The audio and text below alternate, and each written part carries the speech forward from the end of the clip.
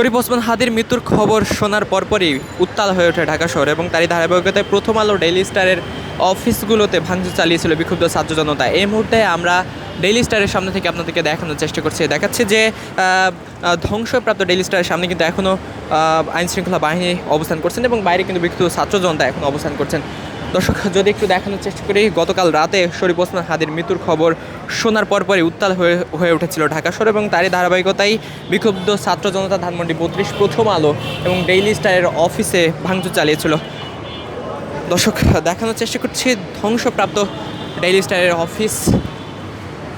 দেখছেন যে গতকাল রাতে বিক্ষুব্ধ ছাত্র জনতা এখানে এসেছিল এবং অফিসের বাইরে দাঁড়িয়ে বিভিন্ন ধরনের স্লোগান কিন্তু তারা দিয়েছিল। এক পর্যায়ে বিক্ষুব্ধ ছাত্র জনতা বিক্ষুব্ধ হয়ে ডেইলি স্টারের অফিসের যে মূল ফটক আছে সেই মূল ফটকে কিন্তু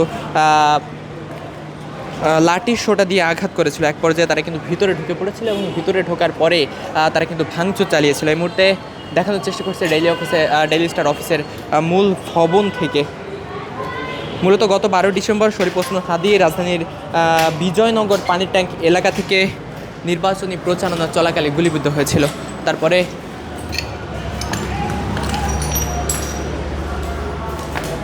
তাকে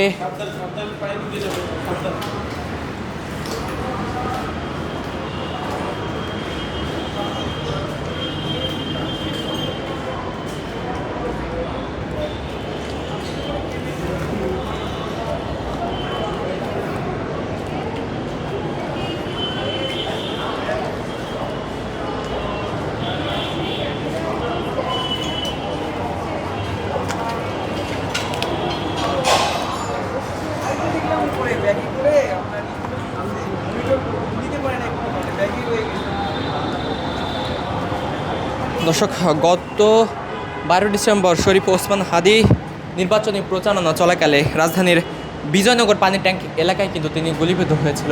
তার পরবর্তীতে ঢাকা মেডিকেলের ইমার্জেন্সিতে কিন্তু ভর্তি করা হয়েছিল শরীফ ওসমান হাদিকে।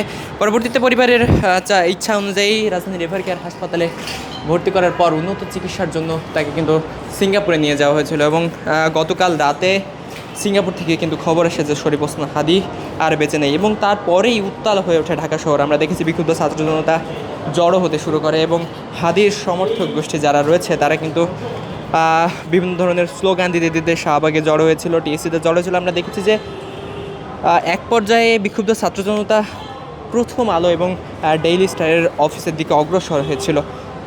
তারপরে অফিসে আসার প্রথম আলো এবং ডেইলি স্টারের অফিসগুলোতে আসার পরে বিক্ষুব্ধ ছাত্র জনতা কিন্তু অফিসের কার্যালয়ের সামনে দাঁড়িয়ে বিভিন্ন ধরনের স্লোগান কিন্তু আমরা দিতে দেখেছি। পরবর্তীতে বিক্ষুব্ধ হয়ে ছাত্র জনতা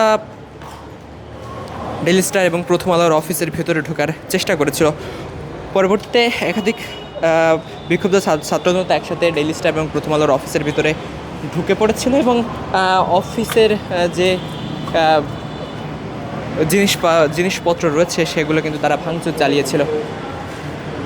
এই মুহূর্তে ডেইলি স্টার থেকে আপনাদেরকে সেই বিষয়টি দেখানোর চেষ্টা করছে।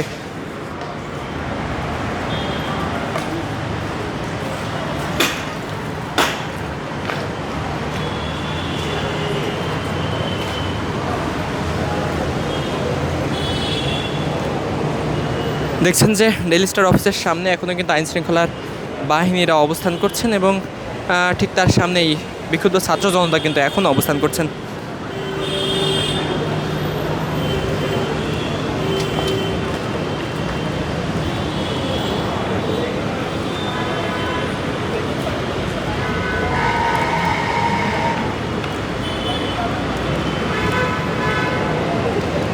সারা রাত কিন্তু ভাঙচুর চালানো হয়েছিল ডেইলি স্টারের অফিসে।